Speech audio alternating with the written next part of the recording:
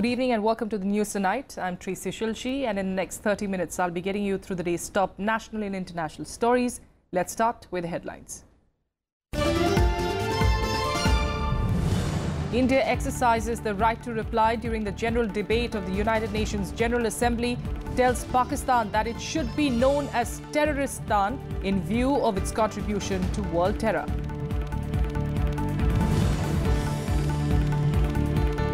Responding to Pakistani firing on the border, India's Director General of Military Operations says Indian Army reserves the right to retaliate appropriately to any loss of life on the Indian side.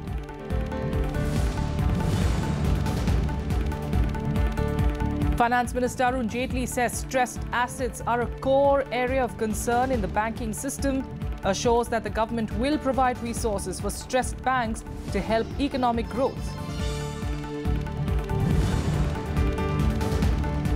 And Iran says its nuclear accord with world powers cannot be renegotiated. China and Germany too say that abandoning the deal with nations like will in fact give nations like North Korea the right to talk to approaching talks on ending their own nuclear programs. Our top story this evening: India gave a stern response to Pakistani Prime Minister Shahid Khaqan Abbasi at the United Nations. India said that Pakistan is a geography synonymous with terror, terming it as Terroristan. It also stressed that no amount of cross-border terrorism perpetrated by Pakistan will undermine India's territorial integrity. This in response to the Pakistan Prime Minister's speech at the UNGA, in which he accused India of terror against his country and the war crimes in Kashmir. India on Thursday exercised the right to reply during the general debate of the 72nd session of the United Nations General Assembly. Responding to remarks made by Pakistan Prime Minister Shahid Khan Abbasi, India's first secretary to the UN, Enam Gambhir, said Pakistan should be known as Terroristan, given its contribution to world terror. Short history, Pakistan has become a geography synonymous with terror. The quest for a land of pure has actually produced the land of pure terror.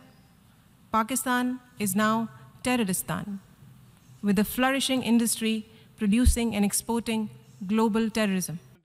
Gambhir said it's extraordinary that the state which protected Osama bin Laden and sheltered Mullah Omar is now playing a victim of terrorism. By now, all Pakistan's neighbors are painfully familiar with these tactics of creating narratives based on distortions, deception and deceit. Its current state can be gauged from the fact that Hafiz Mohammad Saeed, a leader of the United Nations designated terrorist organization, Lashkar-e-Taiba, is now sought to be legitimized as a leader of a political party. The First Secretary also reiterated that Jammu and Kashmir is an inalienable part of India and Pakistan will never succeed in imposing its control over it despite fomenting cross-border terrorism. Pakistan must understand that the state of Jammu and Kashmir is and will always remain an integral part of India. However much it scales up cross-border terrorism, it will never succeed in undermining India's territorial integrity. External Affairs Minister Sushma Swaraj also underscored the need to combat terrorism in her multilateral meetings with member countries of BRICS, IBSA and the Community of Latin American and Caribbean States. EM herself, in her speech, she did come down heavily on terror groups operating with support system by other countries. It is basically a very strong signal to Pakistan to stop using terrorism as an instrument of their state policy, stop giving sanctuaries to known terrorist outfits that are recognized by the United Nations. And she also called for disruption of terrorist networks and terrorist financing. In his maiden address to the United Nations on Thursday, Pakistan Prime Minister Abbasi had accused India of engaging in terrorist activities and spoke of repeated ceasefire violations on the border since January. He also called for the appointment of a special UN envoy to Kashmir to resolve the Kashmir dispute. Akhilesh Suman's report for Rajya Sabha TV. Meanwhile, addressing a trilateral meeting of India, Brazil and South Africa, External Affairs Minister Sushma Swaraj called for early reform of the United Nations Security Council. In a joint statement, the three-member bloc emphasized the urgent need for a comprehensive reform of global institutions of political and economic governance. The three ministers also exchanged views on the global political and economic situation and reform of global governance and sustainable development. At the IBSA, EAM chaired the meeting. She again touched upon the issue of terrorism, and she mentioned that it is a threat to the world. And increasingly, as I mentioned, that most of the countries all the countries who are part of this grouping, they agreed with this nature of threat. While Bangladesh Prime Minister Sheikh Hasina raised the issue of the Rohingya crisis in the United Nations, she urged the international community to take immediate measures to find a permanent solution. US authorities are also pressing Myanmar leader Aung San Suu Kyi to stop the crackdown on Rohingya Muslims. Excellency. Bangladeshi Prime Minister Sheikh Hasina on Friday urged the United Nations to create UN-supervised safe zones inside Myanmar to protect Rohingya Muslims. She asserted that the Rohingya Muslims, which fled Myanmar fearing death, must be able to return with respect and dignity. Hasina was addressing the international community at the 72nd United Nations General Assembly in New York. According to the United Nations, Bangladesh is sheltering over 420,000 displaced Rohingyas from Myanmar. Hasina also laid out a plan for the UN to guarantee safe return of the refugees to Myanmar. Rohingya সমস্যার স্থায়ী সমাধানে দ্রুত কার্যকর উদ্যোগ গ্রহণের জন্য আমি জাতিসংঘ এবং আন্তর্জাতিক সম্প্রদায়কে আহ্বান জানাচ্ছি। এ প্রসঙ্গে আমি কিছু সুনির্দিষ্ট প্রস্তাব পেশ করছি। প্রথমত, অনতিবিলম্বে এবং চিরতরে মিয়ানমারের সহিংসতা ও জাতিগত নিধন নিঃশর্তে বন্ধ করা। দ্বিতীয়ত, অনতিবিলম্বে মিয়ানমারের জাতিসংঘের মহাসচিবের একটি অনুসন্ধানী দল প্রেরণ করা। On the other hand, the United States is pressing Myanmar State Councillor Aung San Suu Kyi and its military leaders to stop the crackdown. We pressed her, we pressed the military. So we had two things happening.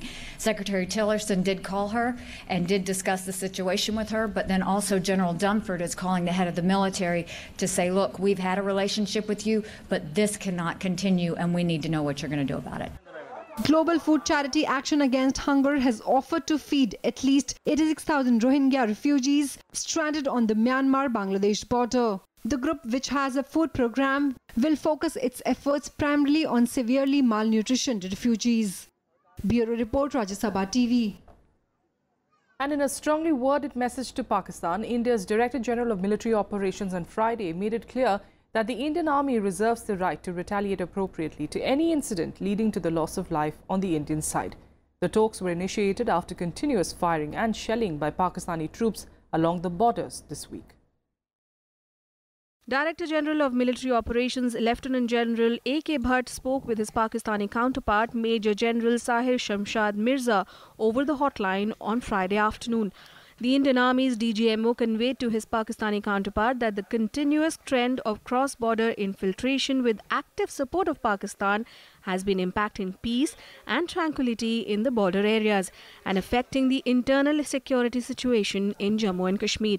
The telephonic conversation was initiated by Major General Mirza, who claimed the Indian Army was targeting Pakistani civilians in the Jammu sector. But the Indian DGMO highlighted that all ceasefire violations in the Jammu sector were initiated by Pakistani Rangers and BSF troops had only responded appropriately to them. The DGMO also reaffirmed that the Indian Army would like to maintain peace and tranquility along the LOC if there was a reciprocal effort from Pakistan. Jammu and Kashmir police arrested 2 militants involved in a terror attack on the Sashastra Seema Bal in Benihal area. A head constable of the SSB was killed and another Jawan was injured in the attack. Police also recovered arms and ammunition from them. They did a great job, and they finally identified the general area of Kaskut where they would be hiding themselves. And it took a lot of time, and within 30 hours they managed to nab them despite their resistance. Police has also evacuated over 700 border dwellers caught in shelling and firing by Pakistani troops along the international border in Jammu and Samba districts. 6 civilians were injured on Thursday as Pakistani troops targeted Indian border outposts and villages along the international border. Bureau Report, Rajya Sabha TV. Prime Minister Narendra Modi arrived at his Lok Sabha constituency of Varanasi today for a 2-day visit. Inaugurating the Utkarsh Bank, which specializes in microfinanced self-help groups, the Prime Minister hailed Yogi Adityanath's government for completing many pending projects. He flagged off the Mahanama Express, which connects Varanasi to Vadodara. He inaugurated the Deen Dayal Hastkala Sankal, a trade facilitation center for weavers and handicraft workers. दुनिया भी भारत की विशेषताओं के प्रति आकर्षित हो रही है और इसलिए 300 करोड़ की लागत से बनी हुई ये इमारत ये सिर्फ इमारत नहीं है, ये भारत के सामर्थ्य का परिचय कराने वाली, ये हमारे काशी क्षेत्र के शिल्पकार बुनकरों के सामर्थ्य की एक ऐसी कथा को संजोए हुए है जो भविष्य के नए दरवाजे खोलने की ताकत रखते हैं. Describing the youth as the hope of the country, Vice President M. Venkaiah Naidu has stressed on the importance of public-private partnership. Inaugurating a 2-day leadership seminar of the India School of Business in Mohali, the Vice President said that the country's development will be complete only when its benefits reach every person across it. Addressing young entrepreneurs at the Indian School of Business in Mohali, Vice President M. Venkaiah Naidu spoke about democratic values, constitutional rights and their limitations. Talking about the importance of tolerance, the Vice President said that it is at the core of India's value system and that although differences were inevitable, separatist tendencies must be avoided. Liberty of thought, expression, belief, faith and worship. Irrespective of caste, creed, sex, religion and region, India is one. We are one nation, one people, one country. अलग भाषा अलग वेश फिर भी अपना एक देश. विविधता में एकता भारत का विशेषता, ये हमारा हमेशा हमारा ध्यान में होना चाहिए. That's the beauty of India. The Vice President said that individual and religious freedom were within the ambit of a citizen's rights. However, he said that these freedoms should not hurt others' feelings. But all these things are within the constitutional permissible limit of your expression, should not hurt others, should not injure their feelings. And you have no liberty to create social tensions. That has to be kept in mind. Saying that youth are the hope of the country, the Vice President also stressed on the importance of public-private partnership. He also said that the contribution of women was of utmost importance for development. We have a great tradition. Some people innocently say, no, this is all because of our philosophy, this Hindu philosophy, that nothing. See our philosophy, see our culture, see our Puranas. Women are given the highest importance. All the rivers in the country, important rivers at least, Ganga, Yamuna, Kaveri, Krishna, Narmada, Mahanadi, Tapati, all named after women only. Even the country also, we call it as, our culture is such that we call it as Mother India. Vice President Naidu urged the youngsters to ensure that the benefits of development reaches each and every person in the country, and said this could be achieved using the 5P model. This includes people, planet, prosperity, peace and partnership. Om Prakash's report for Rajya Sabha TV. In other news, with bad loans continuing to plague the banking sector, Finance Minister Arun Jaitley on Friday said that resources for stressed banks will be provided funds for economic growth. Jaitley also stressed that bank assets have become a concern for the economy and bad loans have crinkled the ability of Indian lenders to offer new credit. Inaugurating the annual general meeting of the Indian Banks Association in Mumbai, Finance Minister Arun Jaitley said that stressed assets are a core area of concern and the government will expeditiously work with the banking system to resolve the issue. The Finance Minister's assertion gains currency as the bad loan ratio is expected to rise by 1 percentage point to 10.5% by March 2018. The manner in which the bankruptcy and insolvency laws operate globally, all institutions in India are able to realize the culture and the circumstances under which these institutions function. The Finance Minister also underscored that the implementation of GST is going smoother than expected, exuding confidence that the number of people under the network will expand gradually. The decision-making mechanism on the top between the centre and the states has been reasonably institutionalized. A mechanism to address day-to-day issues itself has been created and is fairly robust. Acknowledging the role of banks in increasing financial inclusion as well as handling the demonetization drive successfully, Jaitley asserted that the decision to scrap high-value currency notes was a conscious effort to alter the spending and saving pattern of the Indian society, which was largely cash-dependent. Kriti Mishra, Rajya Sabha TV. Meanwhile, Union Minister Ravi Shankar Prasad said on Friday that India has saved 58,000 crore rupees through direct bank transfer with the elimination of the middlemen. He also maintained that financial inclusion and digital inclusion will go hand in hand in the country. Of digitization, Information and Technology Minister Ravi Shankar Prasad said on Friday that 30 crore Jan Dhan accounts of poor people were linked with Aadhaar for direct bank transfer of subsidy. He also said that Digital India initiative has allowed 95 mobile manufacturing units to come up in India. In a population of 1.25 crores, we have got 120 crore mobile phones.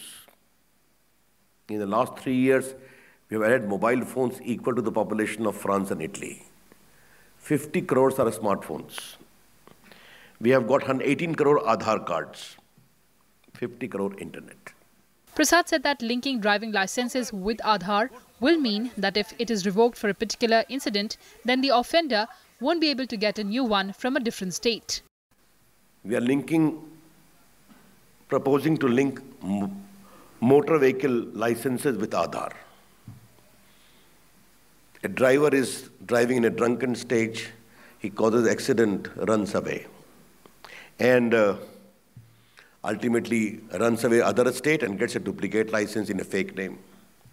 Once it is linked to Aadhaar, then you cannot have any duplicate license because your fingerprint can never speak a lie. Prasad also said that the separation of powers in a democracy is as binding on the judiciary as it is on the other pillars. He also advised the judiciary to refrain from getting into lawmaking through its verdicts. Kriti Mishra, Rajya Sabha TV. And here's a look at some more national news updates in Nationwide. The Karnataka High Court granted interim stay to former Chief Minister Yediyurappa on FIRs filed by the Anti-Corruption Bureau for alleged illegal denotification of land. Justice Arvind Kumar granted the stay on the grounds of lack of sufficient material to prove cognizable offences. President Ram Nath Kovind today visited the Diksha Bhumi to pay tribute to Bharat Ratna Dr. Baba Saheb Ambedkar in Nagpur. The President inaugurated a Vipassana meditation centre at the Dragon Palace Temple in Kamptee. He also attended a special Buddha Vandana at the temple. The President will also inaugurate the Suresh Bhatt Auditorium at Nagpur. Two additional district judges, Justice Irfan Ahmed and Justice Amarjeet Tripathi, were appointed as observers at the Babri Masjid Ram Janmabhoomi site in Ayodhya by the Allahabad High Court. They will submit fortnightly reports to the Supreme Court on the disputed site's status and the adjacent excess area that was acquired. International news. And Iran's President Hassan Rouhani said on Thursday that its nuclear accord with world powers cannot be renegotiated. This after Trump administration warned that it was weighing whether the deal signed by its predecessor served US security interests or not. Meanwhile, countries like China, France and Germany say that abandoning the Iranian nuclear deal would discourage other powers such as North Korea from participating in international negotiations to end their own nuclear programs. The fate of the nuclear agreement between Iran and the major world powers is in the balance. And not one to sit back and wait for the uncertainty to continue, Iranian President Hassan Rouhani took the stage at the United Nations General Assembly meeting and proceeded to deliver a lengthy speech, almost entirely focused on blasting the US President Trump. Hours later, he also addressed an armed forces parade in Tehran and said Iran would not stop building its military forces. چه شما بخواهید چه نخواهید ما قدرت دفاعی و نظامی خودمون را اون مقدار که لازم بدانیم و برای بازدارندگی ضروری بدانیم تقویت خواهیم کرد.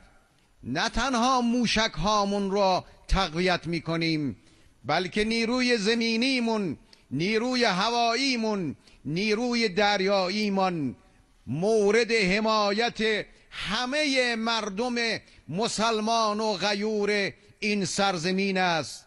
ما برای دفاع از کشورمان، سرزمینمان از کسی اجازه نخواهیم گرفت. Rouhani's speech comes a day after Trump used his speech at the UN to slam Iran. He labeled Iran's government a corrupt dictatorship and sharply criticized the 2015 nuclear deal with Iran, calling it one of the worst and most one-sided transactions the US has ever entered into. Rouhani in his speech fired back and also distanced Iran from many wrongdoings around the world. ملت بزرگ ایران همواره از مظلومین جهان دفاع کرده است. چه شما بخواهید چه نخواهید ما از مردم مظلوم یمن، مردم مظلوم سوریه، مردم مظلوم فلسطین دفاع خواهیم کرد. Interestingly, China, Germany and Russia said that any move by Washington to cancel the Iran agreement would be a terrible signal for all other efforts to use diplomacy to halt nuclear weapons programs such as those of North Korea. Wir müssen das klare Signal aussenden, die internationale Gemeinschaft wird nicht nukleare Provokationen Nordkoreas akzeptieren. Deutschland begrüßt die vom Sicherheitsrat beschlossenen Sanktionen und hat sich nicht nur für die schnelle Umsetzung auf europäischer Ebene stark gemacht, sondern unterstützt auch, dass wir in Europa darüber hinausgehen. Gleichzeitig müssen wir aber alle diplomatischen Mittel nutzen, um zunächst die Lage zu entschärfen und dann einen Ausgangspunkt für längerfristige Lösungen zu finden. The deal, which came into effect in October 2015, imposed constraints on Tehran's nuclear activities in return for the lifting of some economic sanctions. Germany had helped negotiate the deal along with Britain, China, France, Russia and the United States. The next few weeks will now be critical as President Trump is due to certify whether the deal is still in US interests in mid-October. Bureau Report, Rajya Sabha TV. And after successive missile tests and threats to attack the US and its allies, North Korea now says that it is considering testing a hydrogen bomb over the Pacific Ocean. North Korean leader Kim Jong-un warned of the highest level of hardline countermeasure in history against the United States. Kim even called US President Donald Trump as mentally deranged. In response, Donald Trump said that Kim is a madman and will be tested like never before. North Korean leader Kim Jong-un launched an unprecedented personal attack on US President Donald Trump hours after the latter ordered fresh sanctions over Pyongyang's nuclear program.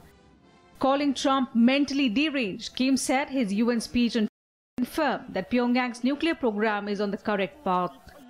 In a statement carried by the North's official KCNA news agency, Kim pledged to make Trump pay dearly for threatening to destroy his country.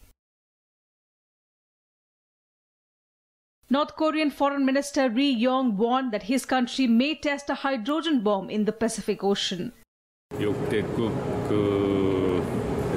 수소탄 지상 시험을 아마 태평양상에서 하는 것으로 되지 않겠는가. The statements from North Korea drew angry reactions from Japan and South Korea. 北朝鮮による挑発的な言動、これについて我が国としてはこの地域および国際社会の安全保障に関する明らかな挑発行動であり断じて容認することはできない。 북한은 더 이상 타국을 적대하고 스스로를 고립과 몰락으로 이끄는 무모한 도발을 즉각 중단하고 북핵 문제의 평화적 해결을 위해 비핵화를 위한 대화의 장으로 나오는 선택을 해야 할 것입니다.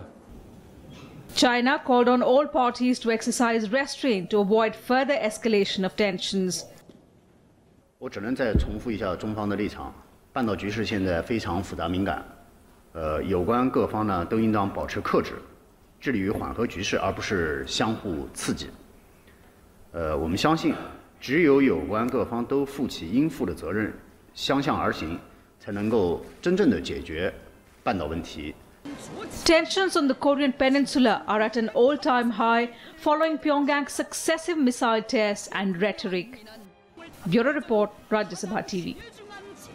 Well, in the U.S., after devastating the U.S. territory of Puerto Rico, Hurricane Maria is nearing the Turks and Caicos Islands as it continues to destructive path across the Caribbean. According to the U.S. National Hurricane Center, the storm, now a Category 3, is east of the island of Grand Turk with winds of 125 miles per hour. Meanwhile, Puerto Rico has completely lost power and is being subjected to heavy rain and flooding with possible mudslides. The death toll rose to 22 on Friday, with 2 more deaths being reported in the region. On Thursday, Hurricane Maria pounded parts of the Dominican Republic with heavy rain, causing severe flooding, especially in the eastern parts of the country. At least 15 people died in Dominica alone and 20 are still missing after the storm swept through the Caribbean island. And here are more international news updates in Global Buzz. A Japanese court ruled on Friday that the government was not responsible for the 2011 Fukushima nuclear disaster and has instead ordered Tokyo Electric Power to pay the damages to the Fukushima residents. TEPCO has been asked to pay a total of 376 million yen, much less than the 2.8 billion yen that plaintiffs had sought. Over 15,000 people had died when 3 reactors at the Fukushima Daiichi plant suffered meltdowns after a magnitude 9 earthquake triggered a tsunami.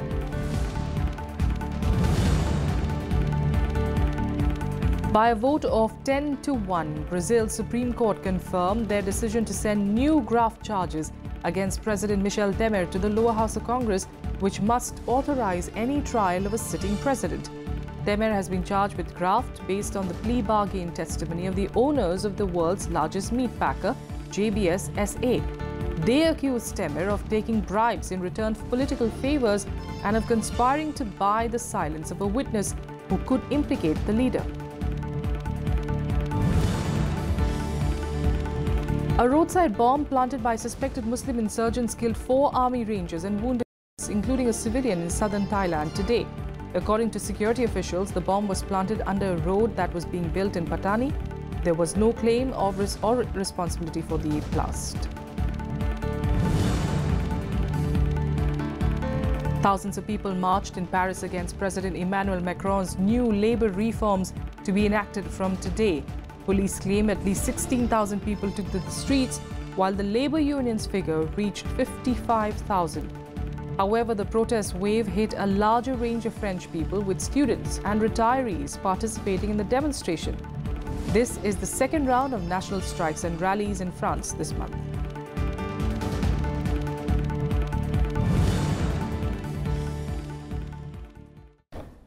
And that's all we have for you in the news tonight. Thank you for joining us.